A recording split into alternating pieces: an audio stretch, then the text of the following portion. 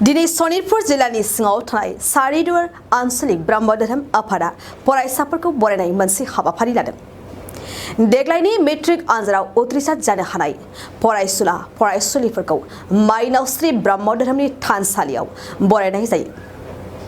बे हाबाफारियाव आलासि महरै बाहागो लायो रांगापारा बर' गुदि थुनलाइ आफादनि आफादगिरि कर्ण हाज'वारिया, लोगोसेयैनो सनितपुर जिल्ला ब्रह्म धोरोम आइजो आफादनि गाहाय नेहाथारि मिनुथि सरगयारि, सारिदुवार आनसलिक ब्रह्म धोरोम आफादनि गाहाय फोसावगिरि नारायण ब्रह्मआबो हाबाफारियाव बाहागो लायो।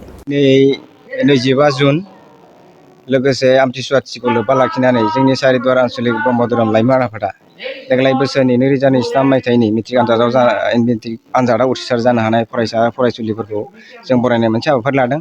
दा बे हाबाफारिनि गेजेरजों आं मोनसे गथ'फोरखौ खावलायनो सानो, जाहाथे जोंनि फरायसा आरो फरायसुलिफोरा इयुनाव मोजाङै मोजां आरो साबसिननिफ्राय हामसिन फरायलांनायाव गोसो मोदोम होयो, बेखौनो आं खावलायनो सानदों। बेयावथ' जोंहा दिनै सारिदुवार आनसलिक हिसाबै जोंनियाव 25 जन फरायसा आरो फरायसुलि पास जादों देग्लाय बोसोराव। मिडियामनिखौथ' जोङो जेनेरेल इंलिस, हिन्दी बा एसामिस गासै मिडियामखौ लानाय जादों। बाव खुनु मिडियामनि खोथा गैया। जों मिडियाम बासिनाय जायाखै आरो गासैनिखौबो जों होनाय जादों। एरिया बे एरिया जोंना ओरै गाब्रनिफ्राय ओरै भरलि होनांसिगोन, भालुफुं सालुफुं सारिदुवार लानानै आरो ओरै राङापारा बे हालामखौ लानानै जों ब्रह्म धोरोमनि गथ'फोर दं, फरायसा फरायसुलिफोर, जों बिसोरखौ बरायनाय जादों आरो दिनैनि हाबाफारियाव। जों बरायनायनि गेजेरजों आं बेखौनो खावलायबाय थादों, खावलायनो सानदों जे जोंनि फरायसुला फरायसुलिया जाहाथे गाज्रि लामाजों थाबायालासिनो मोजां लामाजों थाबायनानै गोजौ लेभेलाव मोनहैयो, बेखौनो आं खावलायनाय जादों। दिनैनि नैबे हाबाफारिनि गेजेरजों सारिदुवार आनसलिक ब्रह्म धोरोमनि सिङाव थानाय 2023 मायथाइनि मेट्रिक पास जानाय फरायसा फरायसुलिफोरखौ मान बावनाय हाबाफारिनि गेजेरजों आं बेखौनो बुंनो सानदों जे जोङो गारजेन हिसाबै बा फोरोंगिरि हिसाबै जोङो जोंनि फरायसा फरायसुलिफोरखौ जोङो गोजौ सोलोंथाइ लानो थांनायाव मोनसे आर'नाइजों लोगोसे मान बिलाइ होनायजों मोनसे जोङो थुलुंगा हिसाबै जोङो सानदों। आरो बे हाबाफारिनि गेजेरजों जोंनि गुरु बाबामोन आरो जोंनि सारमोननि गेजेरजों बे फरायसुलि फरायसुलाफोरखौ गोजौ सोलोंथाइ लानो थांनायाव माबादि फरायनांगौ आरो बोरैहाय सोलोंथाइ लानांगौ बिनि सोमोन्दै थुलुंगा होनाय जादों। जों आसा खालामदों जोंनि मान बिलाइ होनायजों, आर'नाइ होनानै मान बरायनायजों आरो सारमोननि बोसोनजों जों सानो फरायसुलि फरायसुलाफोरा गोजौ सोलोंथाइ लानो हागोन, आं बेखौनो मिजिंथिनाय जादों। दा ब्रह्म धोरोमा समाज दानायनि हाबाफारियाव बुंनो थाङोब्लाथ'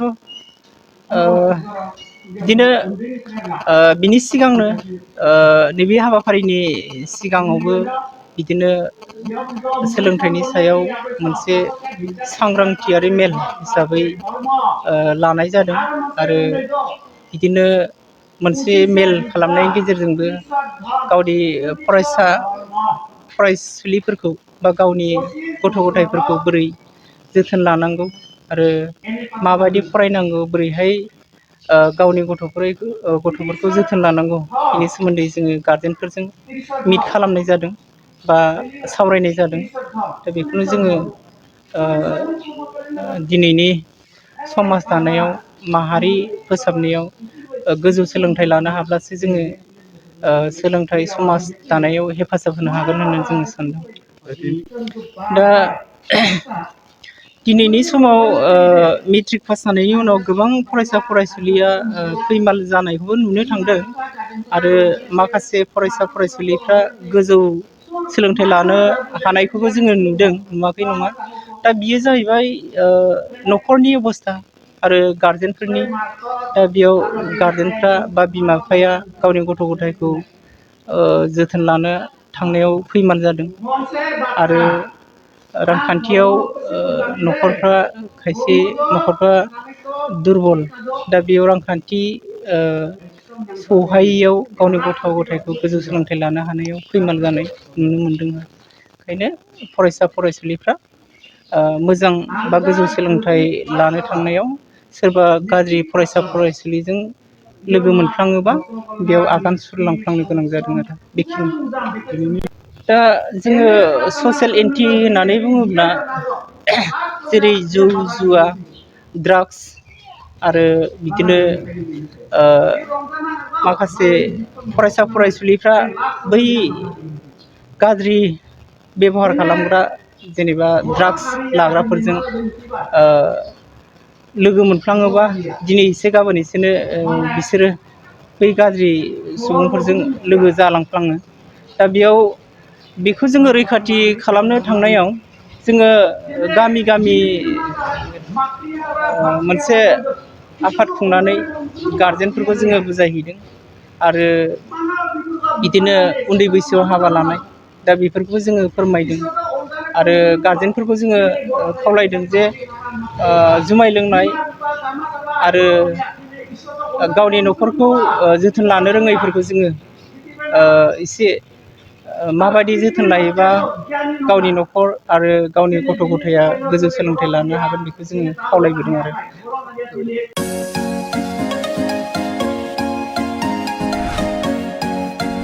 BA BSc हाबनो गोनां फरायसाफोरनि थाखाय गोनां फोसावथाय। गसाइगाव जारागुरि गबिन्द बसुमतारी फरायसालिमायाव BA BSc डिग्रीनि मुं थिसननाया सोलिगासिनो। गिबिसिन मुं थिसनहैनाय सा 150सिम फरायसाफोरा बेसेन नाङाजासे मुं थिसननो हागोन। 150 निफ्राय 200 सानि गेजेराव 75% रेहाय, 201 निफ्राय 250 सिम 50% रेहाय आरो 250 निफ्राय 600 नि गेजेराव मुं थिसननायनि रांखौ 25% रेहाय होनाय जागोन। जारागुरि गबिन्द बसुमतारी फरायसालिमाया बड'लेण्ड मुलुगसोलोंसालिजों गनायथि होजानाय गुन गोनां फोरोंगिरिफोरजों लोगोसे फरायसाफोरनि गाहाम सुबिदा गोनां फरायसालिमा। बड', इंराजि, Assamese, political science, history, economics, education, philosophy, sociology, geography आरो मेथ्स आयदाफोरखौ लानानै फरायसाफोरा बे फरायसालिमायाव फरायनो हागोन। लोगोसेयैनो फरायसाफोरा लाइब्रेरिनि सुबिदा, एक्सट्रा केरिकुलार एक्टिविटीज, कैरियर काउन्सेलिं, सांग्रांथियारि हाबाफारि, रिविजन क्लास, लोगोसे स्पोकन इंग्लिश, सेल्फ डिफेन्स आरो कम्पिउटारनि उफ्रा सोलोंथाइबो लानो हागोन।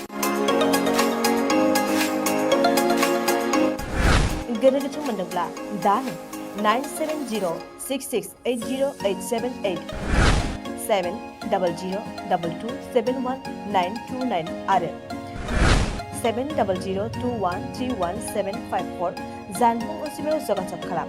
College website www.gbcj.edu.in email ID govindcollege@gmail.com